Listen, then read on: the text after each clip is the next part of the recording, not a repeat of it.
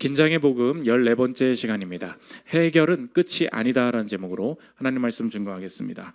이사야 38장 39장은 히스기야가 죽을 병에 걸리면서 하나님 앞에 기도로 엎드리게 되고 또 낫게 되는 과정을 보여주고 있습니다. 오늘 주제는 해결입니다. 우리의 인생에 여러 가지 문제가 생기는데 하나님께서 기도라는 과정을 통하여서 어떻게 문제를 해결해 나가시는가 살펴보고 있습니다. 우리의 인생에 가장 하나님에 대한 의심 또 하나님에 대한 실망감이 들 때가 언제냐? 이 하나님의 전능하심에 대한 의구심입니다. 하나님이 그렇게 크고 전능하신다면서 이렇게 작은 문제 하나 쉽게 해결하지 못하게 하시나, 이런 답답함이 들 때가 참 많이 있다는 것입니다. 꼭 하나님에 대한 이야기가 아니더라도 내 삶을 남과 비교해서 볼 때 남들은 쉽게 가는데 내 인생에서만 꼭 쉽게 해결되지 않는 문제들이 꼭 하나씩 있다는 것입니다. 남들은 진학을 빨리 해요. 이렇게 쉬운 건데 나는 이렇게 뭐가 학교 가기가 어려운지, 나는 뭐가 이렇게 취업하기가 어려운지, 남들은 뭐 어떻게 쉽게 결혼하는 것 같아요. 나는 근데 뭐가 이렇게 결혼이 어려운지, 남들은 이사 가면은 쉽게 자기 집이 있대요. 근데 나는 뭐가 집이 없는 것 같아요. 그래서 어떤 분이 이렇게 재밌게 얘기하더라고요. 분명히 주님이 온 땅의 주인이라고 하셨다는 거예요. 온 땅의 주인. 그래서 그걸 믿고서 땅을 보러 갔다는 거예요. 땅의 주인이 많대. 다른 주인이 너무 많다는 거예요. 이게 도대체 어찌 된 일이냐. 남들은 뭐 이렇게 뭐 집 하나씩 가지고 있다고 하는데 나는 계속해서 뭐가 이렇게 인생의 해결이 어렵다. 그러니까 당연히 의구심을 갖게 되죠. 전능하시다면서 하나님이 뭐 꼭 내가 이렇게 기도를 해야 되나? 뭐 기도해도 안 되는 것도 많잖아요. 그러니까 이 문제 속에 해결하지 못하는 이런 상황들을 놓고 도대체 왜 기도하라 하시는가? 이 해결되지 않는 문제들 속에 의구심이 생기게 된다는 것입니다. 우리의 삶에 벌어진 문제들을 해결해 나가는 과정을 통하여서 하나님께서 무엇을 보여주고자 하시는지 오늘 살피는 시간 갖도록 하겠습니다. 세 가지로 나눠서 살피겠습니다. 첫째로 살필 것은 해결은 끝이 아니다라는 것입니다. 이사야가 와서 예언합니다. 뭐라고 하냐? 너 방 정리해.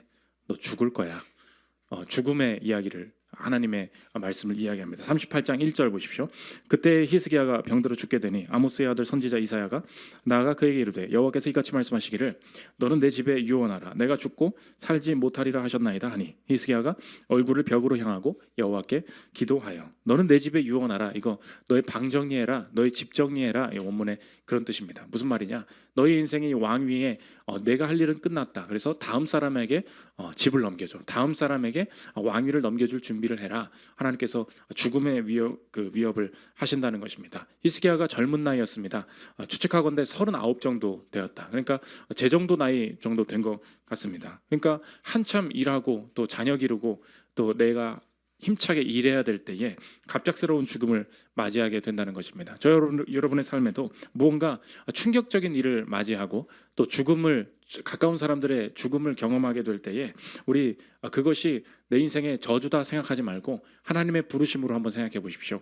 원래 우리의 인생은 내가 내 인생을 통제할 수 있는 것이 아니었습니다. 그런데 무언가 그냥 내가 계획대로 조금씩 진행되는 것 같다 보니까 내 마음대로 할 수 있다고 생각하는데, 그때 하나님께서 우리의 착각을 산산히 부수시는 것이 무엇이냐? 충격적인 일들, 또 가까운 사람들의 죽음 같은, 또 고칠 수 없는 질병, 어려운 일들을 경험하게 될 때에 나의 인생은 원래부터가 통제할 수 있는 것이 아니었구나. 그때부터 하나님의 부르심 앞에 설 수 있다는 것입니다. 그때 통제할 수 없는 일들이 생겼을 때 자꾸 사람 원망하면 안 돼요. 왜 내 인생에는 이것이 해결되지 않는가? 그 원망 안에 머물러 있어서는 안 된다는 것입니다. 원래 통제할 수 없었습니다. 원래 내 인생 내 것이 아니었어요.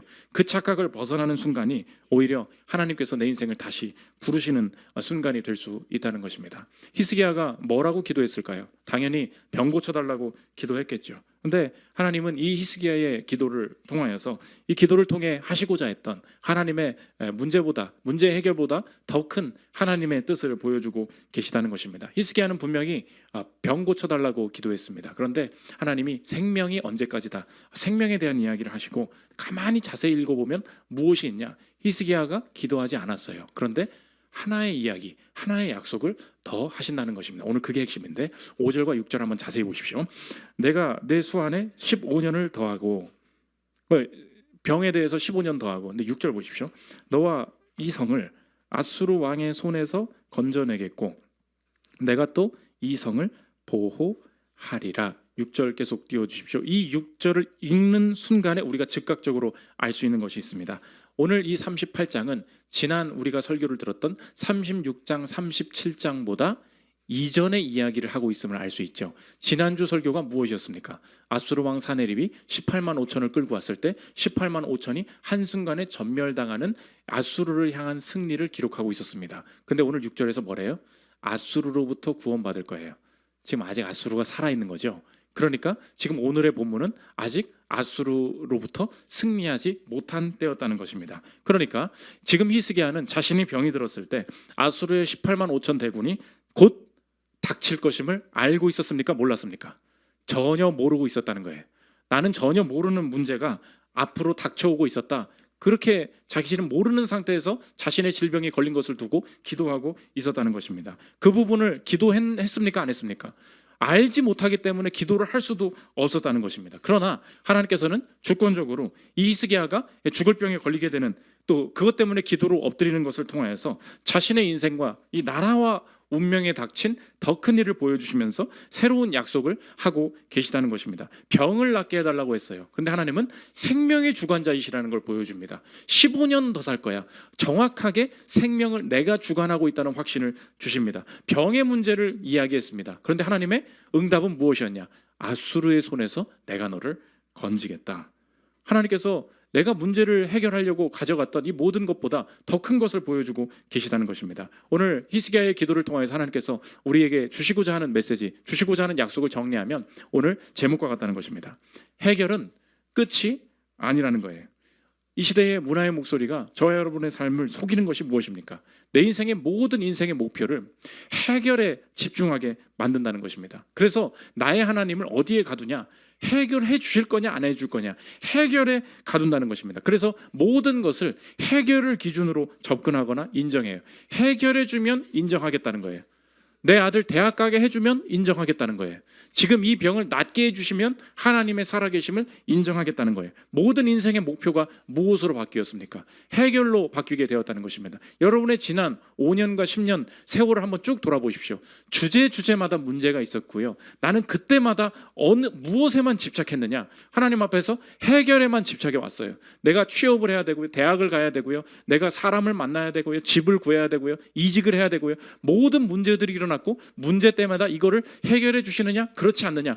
그러니까 인생의 모든 쳇바퀴 도는 삶이 뭐냐? 문제 일어나면 그것을 해결하기 위해서만 발버둥쳐 왔다는 것입니다. 하나님께서 히스기야가 이 죽음의 질병을 통하여서 하나님 앞에 기도하게 하실 때 더 큰 것을 보여주십니다. 뭐예요?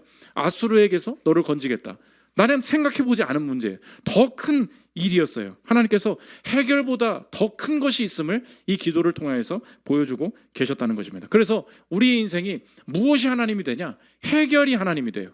그러니까 해결되지 않는 것은 하나님이 아닌 거예요. 그래서 하나님을 떠나게 된다는 것입니다. 하나님은 해결보다 크신 분이시다. 오늘 성경이 그것을 보여주고 있다는 것입니다. 오늘이 어린이날이지 않습니까? 그래서 저와 김현수 목사님은 어린이날에 그러니까 매주마다 이제 2층에서는 지금 잠옷실 예배가 진행되고 있잖아요. 그래서 잠옷실에서는 어떤 본문을 가지고 어떤 프로그램을 할지 이제 종종 이야기를 나눌 때가 있습니다. 어린이날인데 원래 우리 교회는 어린이가 많지가 않았습니다. 그래서 어린이날에는 보통은 비싼 선물을 주면서 어린이가 얼마 안 왔기 때문에 막 3, 4만 원 하는 선물을 막 한 사람당 다 주면서 제발 이 교회를 떠나지 말아줘. 내 이 교회를 떠나는 순간 영유아부가 다 없어지는 거야. 그러나 그 선물을 주는 사람이 다 목사님 아들들이었어요. 목사님 아들들밖에 없는 거야. 아들 딸들밖에 없어. 그러니까 그렇게 하고 있다가 점점 이제 수가 늘어나지 않았습니까? 그러니까 도저히 어린이날에 좋은 선물을 챙겨주기에는 이 예산이 감당이 안 된다. 그래가지고 이번에는 좀 다르게 하자. 안 할 수는 없으니까 어린이날 분위기는 내야 될 거 아닙니까? 그래서 이번에 솜사탕을 하기로 했다는 거예요. 그래서 지금 2층에서는 열심히 솜사탕을 만들고 있습니다. 근데 문제는 뭐냐? 오늘 본문이 영유아부 설교 본문이 애들이 너무 서로 싸우니까 용서하고 양보하는 본문을 하나님 앞 김현수 목사님이 준비를 했다는 거예요. 그래서 시나리오를 세팅을 했다는 것입니다. 싸우지 말고 먼저 양보하고 용서해야 됩니다라고 이야기를 한 다음에 2부 행사 시간에 솜사탕을 딱 준다는 거예요. 근데 솜사탕을 줄 때 이 목사님이 이상한 요구를 한다는 거예요. 솜사탕을 주면서 여기 동생 딱 주면서 동생 먼저 주자 하면서 동생한테 주게 시킬 거라는 거예요. 주겠습니까? 안 주겠습니까? 절대 안 주죠. 내가 먼저 다 먹어버릴 거야. 애들이 다 나부터 달라고 난리 부리지 않겠습니까? 그러나 그 안에 성령이 충만한 어떤 형제나 자매가 그 아이가 갑자기 내가 이 어린 아이도 내 동생부터 먼저 줘야겠다라고 해서 이 솜사탕을 주는 순간 갑자기 목사님이 뒤에서 숨겨놨던 헬륨가스 뽀로로 풍선을 가지고 나와서 그 아이에게 줄 거라는 거예요. 이게 전체 시나리오예요. 그러면 애들이 뭐가 되겠습니까? 애들이 지금까지는 이 목사님 너무 싫은 거예요. 내가 지금 솜사탕이나 달라고 얘기하고 있는데 이걸 하나 가지고도 그냥 주지 말고 애들부터 나눠주라고 별의별 요구를 다 하는 이 목사님이 너무 싫은 거예요. 이걸 가지고 이거 하나 날 못 줘가지고 이것 가지고 남 시키고 이런 마음을 가지고 있었겠죠. 그러다 갑자기 뽀로로 풍선이 딱 등장을 하는 거예요. 그 순간 아이들이 어떻게 되겠습니까? 서로가 너부터 먹으라고, 제발 너부터 먹어달라고, 그래야 저 풍선을 받을 수 있다고. 이제 그게 오늘 시나리오예요. 시나리오대로 성공할지는 내가 이제 좀 이따 물어봐야 되는데 한번 생각해 보십시오. 어린아이 입장에서 생각해 보십시오. 내가 원하는 해결이 뭐예요? 솜사탕 내놓으라고. 그게 그렇게 어렵냐고. 전능하신 목사님 아닙니까? 전능하신 하나님 아니에요? 그거 하나 못 줘가지고 이거 가지고 알짱된다. 우리가 하나님을 그렇게 생각할 때가 많다는 것입니다. 하나님의 전능하심에 대해서 실망하는 이유가 뭐예요? 나의 하나님은 나의 해결에 갇혀있는 하나님이기 때문에 그렇다는 것입니다. 내가 지금까지 인생을 한번 돌아보십시오. 원하는 게 뭐밖에 없었어요? 해결밖에 없었어요. 해결을 기준으로 하나님을 보니 이거에는 관심도 뭐 전능하다며 고쳐주지도 않네. 전능하다며 뭐 어디 응답이 있어. 이런 식으로 살아왔습니다. 내 진짜 하나님은 누구였어요? 내 진짜 하나님은 나의 해결이에요. 내 문제 해결이라고. 그게 안 되면 아무것도 안 되는 것처럼. 그래서 오늘도 히스기야가 죽을 병 걸려서야 하나님 앞에 기도로 엎드렸다고요. 그런데 솜사탕이 전부인 줄 알았어요. 하나님 뭘 하세요? 아수르의 손에서 내가 너를 건지겠다. 하나님께서 해결보다 더 큰 것이 있음을, 해결이 끝이 아님을 기도를 통하여서 깨닫게 만들어 가신다는 것입니다. 그래서 이렇게 물어볼 수 있어요. 여러분 한번 생각해 보십시오. 하나님이 히스기야가 병 걸린 이 주제를 무시하셨습니까? 그런 거 쓸데없어. 외면하셨습니까? 그렇지 않아요. 하나님이 이 주제를 외면하지 않으셨어요. 그런데 다시 한번 물어볼게요. 하나님이 이 주제에 머물러 계셨습니까? 아니죠. 이게 하나님의 사랑이에요. 하나님이 우리의 주제, 내가 무엇을 가지고 씨름하고 있는지 너무나 잘 알고 계십니다. 그러나 하나님은 이 주제를 외면치 않으세요. 그러나 이 주제에 머물러 계시지도 않는다는 거예요. 왜요? 이 문제 해결보다 더 큰 하나님의 일하심과 계획이 포함되어 있기 때문에 하나님이 이 문제와 해결에 집중하는 내 인생을 다 거듭나게 만들어 나가신다는 것입니다. 그러므로 기도를 통하여서 문제 이상의 것, 해결 이상의 것이 있음을 깨달아감을 우리가 알 때에 우리의 인생 전체를 하나님이 어떻게 바꾸시기를 원하시는가. 우리의 인생은 앞으로 해결을 위해서 살지 않고 약속을 믿고 살게 변화시키신다는 것입니다. 뭐라고요? 우리 인생이 지금까지는 문제가 생기면 해결을 위해서 뒤따라다니면서 살았다고요. 근데 하나님이 이제 해결을 위해서 살지 않게 하시고 약속을 믿고 살게 변화시키신다는 것입니다. 한번 생각해 보십시오. 문제가 있고 해결해요. 문제가 생겼고 해결해요. 이것은 언제나 후행적이에요. 이해되십니까? 후행이 뭐예요? 뒤따라간다는 거죠. 언제나 문제가 벌어지면 그거 뒤치다거리 하면서 이거 언제 해결되나, 언제 제대로 돌아오나, 문제와 해결, 이 구조였어요. 그럼 하나님께서 기도를 통해서 보여주시고 우리가 누리길 원하시는 삶은 어떤 구조냐? 문제와 해결의 구조가 아니라 약속과 성취의 구조라는 것입니다. 약속이 먼저 와요. 그리고 그 약속을 붙들고 기도할 때 성취가 경험된다는 거예요. 이건 뭐예요? 선행적이죠. 일이 벌어지지 않았어요. 근데 아수르로부터 널 건질 거래요. 이게 뚝 먼저 와요. 아니 이게 무슨 소리야? 이걸 붙들으래요. 아니 난 지금 병에 걸렸다니까요. 이걸 붙들으라고. 아수르로부터 살 거라고. 약속이 먼저 와요. 그리고 그 약속을 붙들고 살아요. 그럼 뒤에 따라오는 게 뭐예요? 성취가 따라온다고. 지금까지는 후행적인 인생이었어요. 문제가 있고 해결하려고. 근데 선행적인 삶은 뭐예요? 약속이 먼저 와요. 확신이 먼저 와요. 그 다음에 그걸 붙들었더니 성취가 그 뒤에 따라서 경험하게 되는 일들이 생기게 된다는 것입니다. 그래서 히스기야가 병 나은 다음에 오늘 본문 읽은 그 다음 구절에 히스기야가 길게 자신의 감사의 기도를 하나님 앞에 드리는데 감사를 뭘 하겠어요? 병 낫게 해주셔서 땡큐, 이 얘기를 할 것 같잖아요. 그 얘기가 안 나오고 뭐라고 하냐, 내 인생을 바라보는 구조 자체를 바꾸게 해주셔서 감사합니다. 38장 15절 보십시오. 주께서 내게 봐요, 말씀하시고 또 친히 이루셨사오니 내가 무슨 말씀을 하오리이까. 인생이 지금까지는 병 나으면 어떻게 고칠까, 그거 고민하는 인생인 줄 알았는데 하나님이 어떻게 하시냐, 내게 말씀하시고 이루신다. 말씀하시고 이루신다. has spoken to me. speak가 먼저 와요. 말씀하시고 and has done it. 말씀하시고 이루신다. 약속과 성취, 말씀과 성취의 구조로 우리의 인생을 완전히 변화시켜 나가신다는 것입니다. 오늘도 우리 인생에 변화되어야 될 게 뭐냐, 오늘도 해결하려는 모든 문제들 앞에서 이거 하나 해결해 주지 못하셔가지고 하나님이 왜 날 이렇게 힘들게 하시는 거야. 언제나 내 인생 어디 갇혀 있어요. 실망감이 어디로부터 와요? 솜사탕. 그거 안 줘서, 이게 안 돼서 내 인생 망할 것처럼 하나님이 뭐래요? 수한 15년 늘리고 너의 인생에 아수르로부터 너의 나라를 건지겠다. 해결보다 더 큰 것이 있음을 기도를 통해서 보여주신다는 것입니다. 그러므로 실천적인 결단이죠. 저 여러분, 그래서 기도 자체가 중요하다는 것입니다. 이게 기도를 향한, 우리가 기도해야 된다는 하나님의 부르심이 된다는 거예요. 오늘 일부러 이 구절에 히스기야의 기도가 형편없었다 기록을 합니다. 3절 한번 보십시오. 이르되 여호와여 구하오니 내가 주 앞에서 진실과 전심으로 행하며 주의 목전에서 선하게 행한 것을 기억하옵소서 하고 히스기야가 심히 통곡하니. 내가 이렇게 죄를 지어서 회개합니다, 주님의 주권을 찬양합니다, 이런 얘기가 아무것도 없어요. 너무나 절박하니까 뭐라 그러냐면, 내가 잘한 것 좀 있지 않나요? 이거라도 했으니까 하나님 좀 요거 좀 제발 좀 들어주십시오, 이렇게 얘기를 해요. 그러니까 히스기야가 잘한 게 없어요. 별로 잘한 게 없다고. 그거 가지고는 하나님의 기도 응답을 이끌어낼 수가 없어요. 그러니까 하나님이 어설프게 응답을 하시는 거예요. 오늘 본문을 보면 되게 어미 있게 얘기하시는 것 같은데 이게 약간 유머예요. 5절 보십시오. 너는 가서 히스기야에게 이르기를 내 조상 다윗의 하나님 여호와께서 이같이 말씀하시기를 내가 네 기도를 들었고 네 눈물을 보았다. 여기 없는 게 있죠.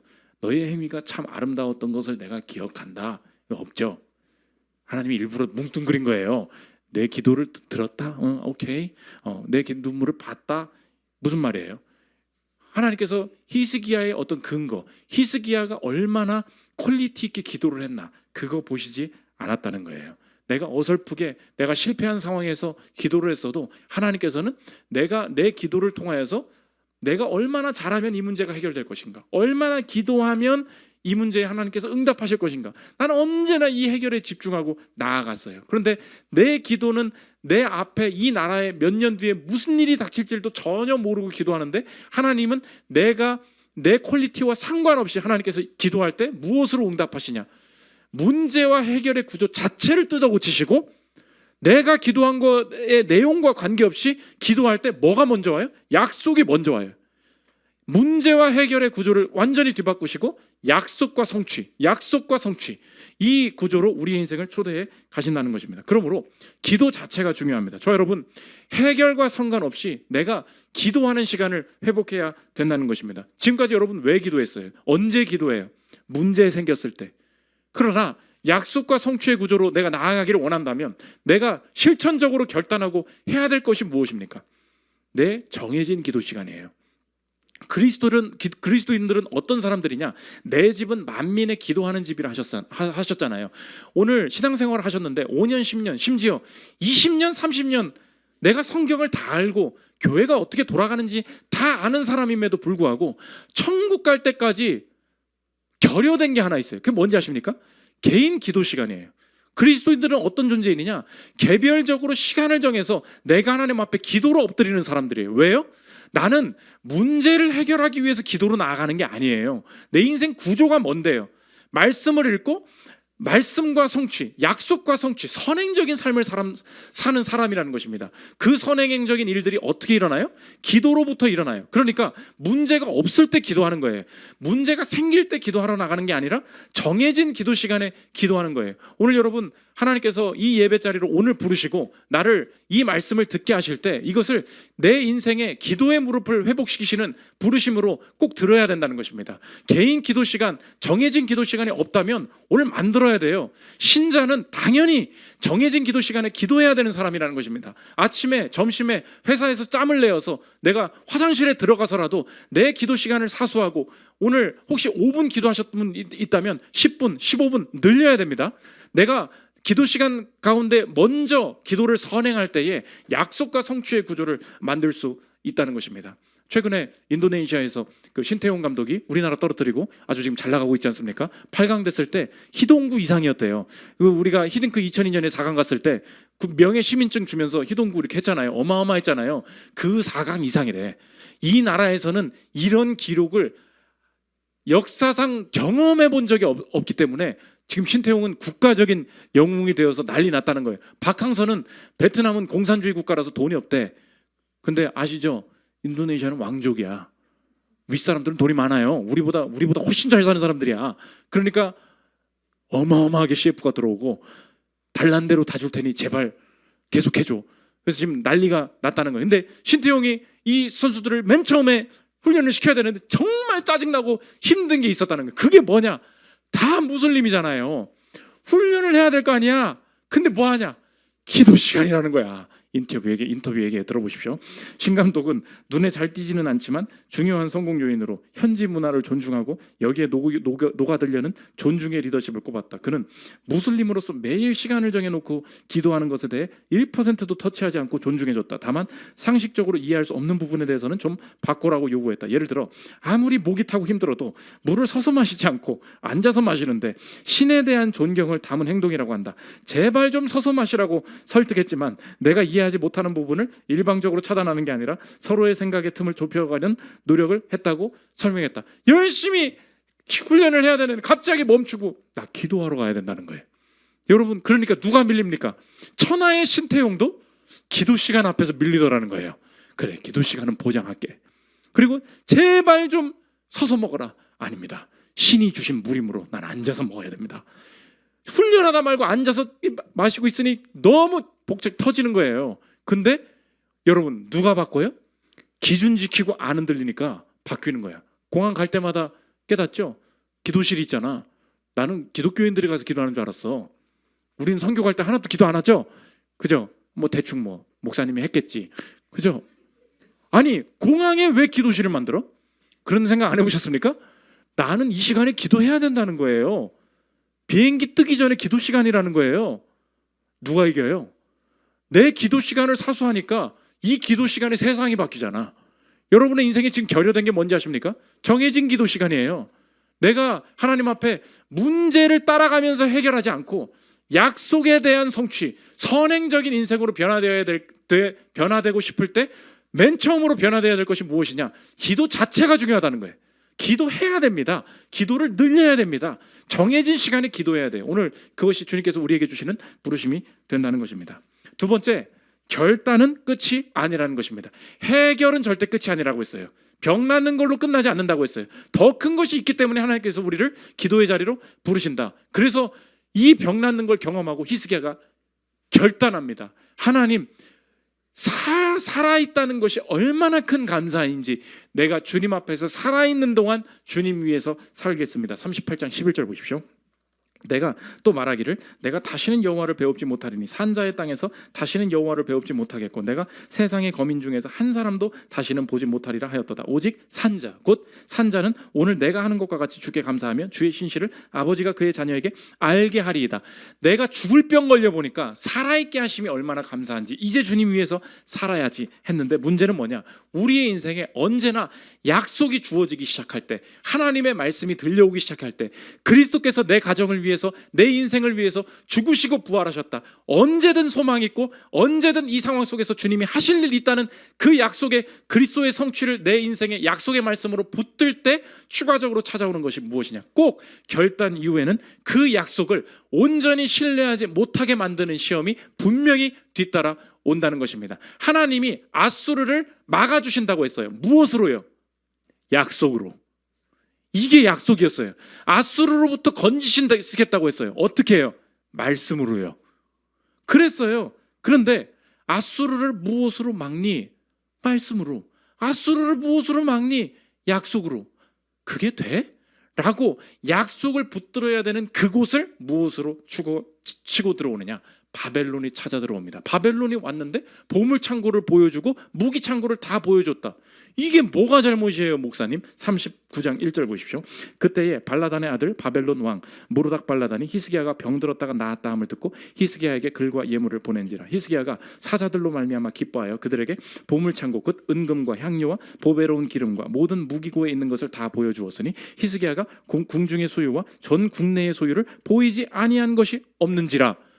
뭐 와가지고 병 나은 거 축하해? 왕이 직접 온 거예요. 당연히 웰컴해야지. 우리 나 이렇게 보물, 뭐가 문제입니까? 이 사절단한테 히스기야가 모든 창고를 보여준 것에는 더 깊이 있는 의미가 있었다는 것입니다. 알렉 모티어의 얘기입니다. 들어보십시오. 히스기야가 사자들을 환대한 것은 충분히 이해할 수 있는 일이지만 그들에게 자신의 보물창고와 무기고를 남김없이 다 보여준 것은 자신이 병에서 회복된 것을 병에서 축하하며 예물을 보내온 것에 대한 답례라고 하기에는 도가 지나친 것이었다. 그것은 이 사절단이 단순한 축하 사절이 아니라 어떤 은밀한 임무를 띠고서 온 것이었음을 의미하는 것일 수밖에 없다. 여기에 그 임무는 히스기야에게 아수르를 대항한 반란에 동참하도록 권유하는 것이었고 히스기야는 아주 기꺼이 거기에 동의하였다. 이것은 히스기야가 38장에서 보여주었던 모습에서 180도 돌변한 것이었을 뿐만 아니라 너무나 완벽하게 돌변한 것이었다. 그는 앞에서 보여주었던 믿음과 헌신을 완전히 내팽개쳐 버렸다. 결단, 약속이 무엇이었어요? 아수르의 손에서 내가 너를 건지겠다. 약속이 왔어요. 근데 그 약속을 무엇이 건드려요? 바벨론이 왔어요. 아수르 뭘로 막을 거야? 나는 이 정도 무기가 있고 이 은금이 있어. 우리 합쳐 싸워서 아수르를 대항해 보자.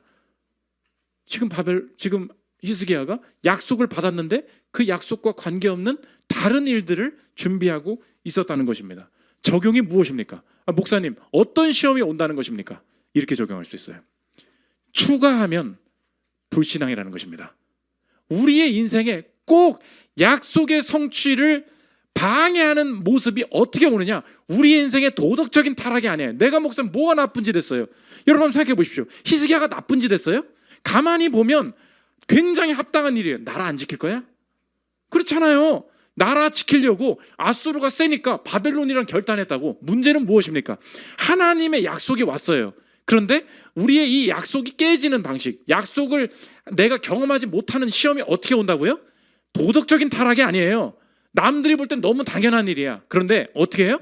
약속에 덧붙인다고, 약속에 추가하는 방식의 불신앙이 있다는 것입니다. 그러므로 저 여러분의 인생에 약속과 성취를 경험할 때 언제나 추가하면 불신앙인 거예요.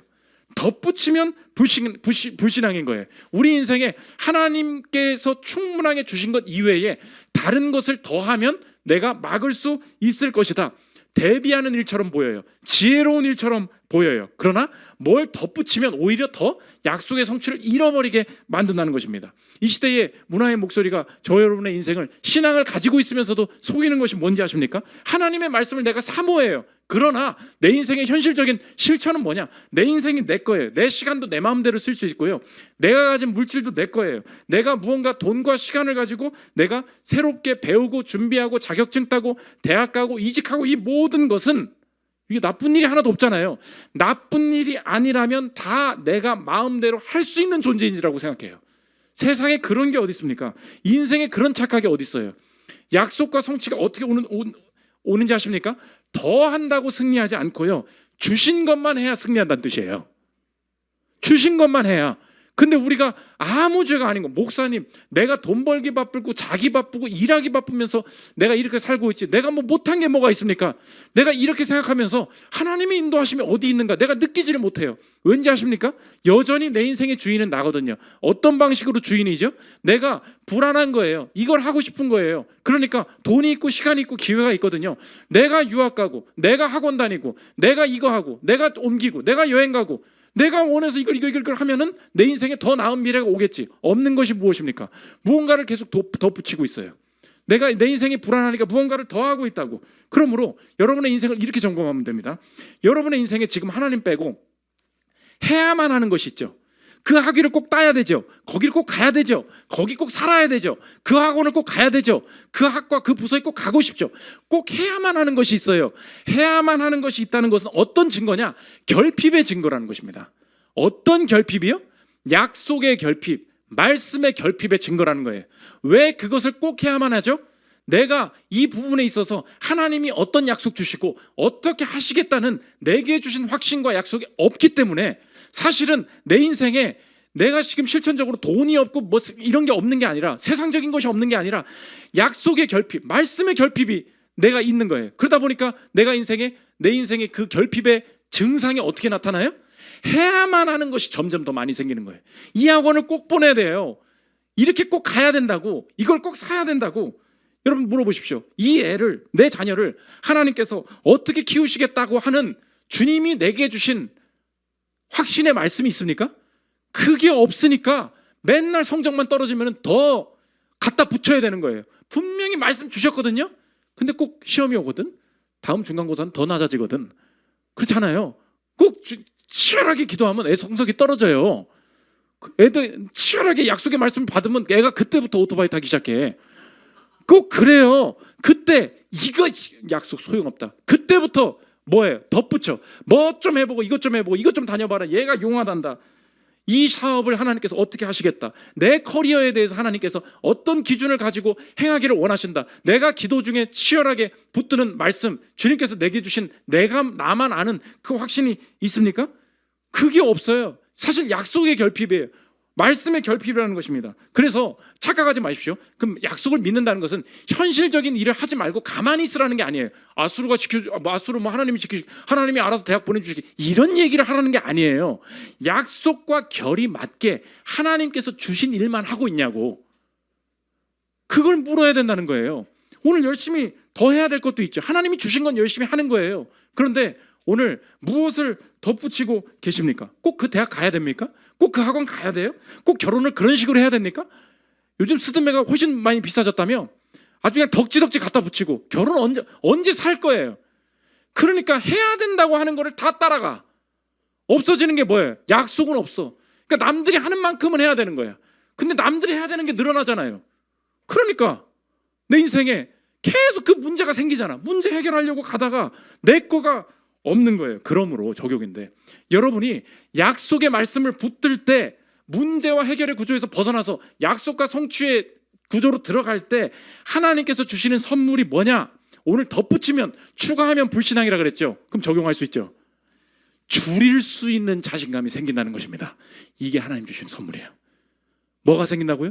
줄일 수 있는 자신감이라고. 안 해도 되는 게 생긴다고요. 남들은 다 해야 된대. 근데 안 해도 되는 거예요. 자녀 교육을 하나님께서 자녀를 맡기셨잖아요. 내가 돈이 없어. 힘겹게 성취되게 하지 않으실 것입니다. 왜요? 주님이 내게 자녀 주셨잖아요. 주님 자녀잖아요. 내게 주신 환경에서 허락하신 거 하면 이 애가 꽃피울 것을 확신해야 되는 거예요. 근데 뭐가 없다고, 뭐를 못했다고, 학력에 뭐 영어 들어가는 거 하나 넣어야 된다고 덕지덕지 갖다 붙이다가 돈이 없다고 주님 앞에 원망하고 와가지고 코인으로 넣었다가 다 쪽 망하고, 우리 교회 사람 얘기 아닙니다. 패턴이 꼭 그렇다고. 뭐예요? 주시지 않은 거 덕지덕지 붙이다가 너무 쉽게 유학을 말하지 마십시오. 원하면 그냥 다 가는 거예요? 원하면 그냥 자격증 따면 되는 거예요? 아니에요. 주신 거 맞아요? 결핍 아니에요? 약속이 결핍돼 있으니까 꼭 해야만 하는 게 있다는 게 생긴다는 거. 제가 요즘 이렇게 집회도 나가고 어디 초청받으면 이제 강의도 하고 하면 맨 처음에 이제 그 담당자가 저한테 연락하거든요. 프로필 좀 보내달래. 양력 프로필 보내달라고 하면 이제 뭐 보내야 될 거. 나는 딱 2개 보내거든요. 난 그게 너무 감사해. 뭐냐? 총신대학교 신학대학원 졸업, 한사람교회 담임 목사. 2개예요. 끝. 뭐 어떤 양력 보니까 10줄이 넘어. 뭐 어디라고 뭐라고 근무하고 뭐 졸업하라고 뭐 영어를 읽지 뭐 유니버시티 오브 뭐 사우트 뭐라고 하냐 뭐 모르겠어. 그분들을 다 무시하는 게 아니고, 아니 뭐가 이렇게 양력이 길어요? 뭐 내 인생에 하나님께서 주신 거, 그게 기쁜 거예요. 목사님이 담임 목사니까 기쁜 거죠. 담임이라 기쁜 거 그런 거 아닙니다. 왜 내가 한림사람교회 담임 목사가 왜 기뻐요? 하나님이 내게 주신 거기 때문에. 여러분 오늘 기뻐해야 될 게 뭐냐? 내가 이 아들의 엄마인 거, 내가 이 딸의 아빠인 거, 내가 이 가족의 가장인 거 내가 기뻐해야 돼요. 왜요? 주님이 주신 거거든. 다른 거 안 해도 되는 거예요. 그래서 켄 시걸이라고 미친 듯이 심플이라는 책이 있습니다. 스티브 잡스가 애플 만들 때 우리 인생이 우리가 왜 이렇게 됐지 않느냐? 아이폰을 만들었으니까, 이걸 만들었으니까, 맥을 만들었으니까 잘한 것이 아니라는 거예요. 우리의 성공은 그게 아니었다. 들어보십시오. 사람들은 집중해야 할 대상에 대해 예라고 말하는 것이 참된 집중이라고들 생각합니다. 그러나 이것은 의미를 완전히 잘못 알고 있는 겁니다. 집중이란 그 밖에 다른 좋은 아이디어들에 대해 아니요라고 말하는 것을 뜻합니다. 신중하게 선택해야 합니다. 저는 실제로 우리가 한 일 못지않게 하지 않은 일도 자랑스럽게 여깁니다. 수많은 것들에 아니요라고 말하는 것, 그것이 혁신입니다. 오늘 이 시대의 문화에 속지 말아야 될 신자들의 내면의 강력한 결단이 뭔지 아십니까? 불신앙이 어떻게 온다고요? 추가하는 방식으로 온다고. 도덕적 타락이 아니에요. 남들이 볼 땐 합당한 일이에요. 그래, 미래 대비하기 위해서 해야지. 무기 창고 다 보여줬다고. 하나님은 그것 때문에 너는 다 망할 거야. 추가하는 불신앙, 덧붙이는 불신앙, 이것이 사실 무엇을 드러내냐? 약속으로는 충분치 않습니다. 히스기야가 믿음을 잃어버렸다는 것을 보여주고 있었다는 것입니다. 그래서 내가 여전히 이 약속 안에 거하고 있는 것을 스스로 점검할 수 있어요. 어떻게 점검하냐? 내가 병이 나왔잖아요. 약속을 받은 이후에 무엇을 말하고 있는가를 보여주면 돼요. 한번 여러분 상상해 보십시오. 내가 기도해서 병이 나왔어요. 근데 밥에 무로닥 발라다니 왔어. 여러분 뭐라고 할 것 같아요? 정말 하나님이 낫게 하셨어. 아수르도 하나님이 지켜주실 거야. 그게 이제 믿게 됐어요. 그러면 무로닥 발라다니 왔어. 여러분 뭐라고 할 거예요? 하나님이 나 낫게 하셨다고. 걱정하지 말라고. 내 인생에 이제 하나님이 함께 하신다는 것을 깨달았다고. 인생의 컨텐츠가 뭐가 돼요? 하나님의 약속이 되는 거예요. 근데 히스기야의 말의 컨텐츠가 모든 게 뭐에 쌓여있냐? 다 바벨론. 39장 3절 보십시오. 이에 선지자가 이사야가 히스기야 왕에게 나올 때 그 사람들이 무슨 말을 하였으며 어디서 왕에게 왔나이까 하니 히스기야에게 이르되 그들이 원방 곧 바벨론에서 내게 왔나이다 하니라. 이사야가 이르되 그들이 왕의 궁전에서 무엇을 보았나이까 하니 히스기야가 대답하되 그들이 내 궁전에 있는 것을 다 보았나이다. 내 창고에 있는 것으로 보이지 아니한 보물이 하나도 없나이다 하니라. 오늘 3절 4절과 5절 6절이 대조해. 다 보여줬지, 바벨론한테 보여줬지, 다 바벨론에게 가게 될 거야. 5절 이사야가 히스기야에게 이르되 왕은 만군의 여호와의 말씀을 들으소서. 보라, 날이 이르리니 내 집에 있는 모든 소유와 내 조상들이 오늘까지 쌓아둔 것이 모두 바벨론으로 옮긴 바 되고 남을 것이 없으리라. 여호와의 말이니라. 모든 것을 바벨론에게 보여줬으니 모든 것을 바벨론과 함께하면 이길 수 있다고 생각하니 모든 것을 바벨론으로 가져가 버려도 너는 기쁘겠네. 하나님의 조롱이에요. 아수르에게 망하지 않았어요. 내가 의지한 바벨론에게 망했지. 이게 위험하다는 것입니다. 오늘 여러분의 인생에 약속의 말씀을 붙들고 있는가? 여러분 물어보세요. 뭔 얘기하고 있어요? 부동산 얘기하고 있죠? 주식 얘기하고 있죠? 자녀에 대해서 그 학원 얘기하고 있죠? 말씀 어디 갔어요? 우리 결핍된 것을 보여주고 있다는 것입니다. 마지막 세 번째, 실패는 끝이 아니다라는 것입니다. 오늘 본문이 왜 시간 순서대로 구성되어 있지 않고 아수르에 대한 승리 이후에 히스기야의 이 실패를 보여주고 있느냐? 이 엄청난 아수르로부터 거둔 승리는 히스기야의 개인적인 경건으로부터 온 것이 절대 아니다. 우리 성경이 그것을 보여주고 있다는 것입니다. 위대한 승리 이후에 히스기야가 처절하게 무너지는 불신앙의 모습들을 일부러 기록한 거예요. 히스기야가 실패했습니다. 그럼에도 불구하고 하나님은 왜 이 어설픈 히스기야의 기도에 응답하셨는가? 그 히스기야를 향한 기도 응답의 근거를 오늘 성경에서 기록해 놓고 있는데 단서가 있습니다. 38장 5절 보십시오. 너는 가서 히스기야에게 이르기를 내 조상 다윗의 하나님 여호와께서 이같이 말씀하시기를 내가 내 기도를 들었고 내 눈물을 보았노라. 어설프게 이야기했는데 왜 응답하셨는가? 오늘 하나님을 뭐라고 소개합니까? 5절에 내 조상 히스기야의 하나님이라고 말씀하시지 않으시고 내 조상 다윗의 하나님 여호와가 말씀하신다. 신실했던 다윗의 신실함을 근거해서 너의 기도에 응답하겠다. 이것이 단서죠. 히스기야의 기도가 어설프고 자신의 인생이 불신앙으로 무너졌고 실패했음에도 불구하고 히스기야에게 왜 승리를 주시고 하나님이 구원하셨는가? 그 구원의 근거는 히스기야의 개인적인 경건에 달려있지 않고 그 조상 다윗의 하나님 여호와께서 다윗의 자손이 이 땅에 오셔서 히스기야의 기도를 뒷받침하는 깨끗하고 신실한 기도를 대신 들으심으로 말미암아 그 기도에 근거하여 히스기야의 기도도 응답될 것이다 라는 것을 보여주고 계시다는 것입니다. 다윗의 하나님이 응답하실 때 히스기야는 부족했지만 다윗의 후손이신 예수 그리스도께서 이 땅에 오셔서 히스기야의 기도를 이렇게 뒷받침하십니다. 누가복음 22장 42절 보십시오. 이르시되 아버지여 만인 아버지의 뜻이거든 이 잔을 내게서 옮기시옵소서. 그러나 내 원대로 마시옵고 아버지의 원대로 되기를 원하나이다 하시니 천사가 하늘로부터 예수께 나타나 힘을 더하더라. 예수께서 힘쓰고 애써 더욱 간절히 기도하시니 땀이 땅에 떨어지는 핏방울같이 되더라. 예수님께서 자신의 죽음을 앞두고 기도하셨으나 이 기도를 더 치열하게 하셨던 이유는 이 기도에 해결 이상의 것이 있음을 믿었기 때문입니다. 무엇이 있었죠? 이 기도에는 예수 그리스도가 어떻게 죽게 될 것인가만 담겨 있었던 것이 아니라 그리스도께서 십자가에 죽으심으로 영원히 기도 응답을 받지 못해야 했던 저와 여러분의 죄인된 인생이 다시 기도할 때 주님 앞에 응답을 받고 하나님 앞에 죄인된 몸이지만 그리스도로 옷 입고 영생을 소유하게 되는 의의 자녀가 되는 구원의 역사가 이 기도 안에 숨겨져 있었다는 것입니다. 믿으십니까?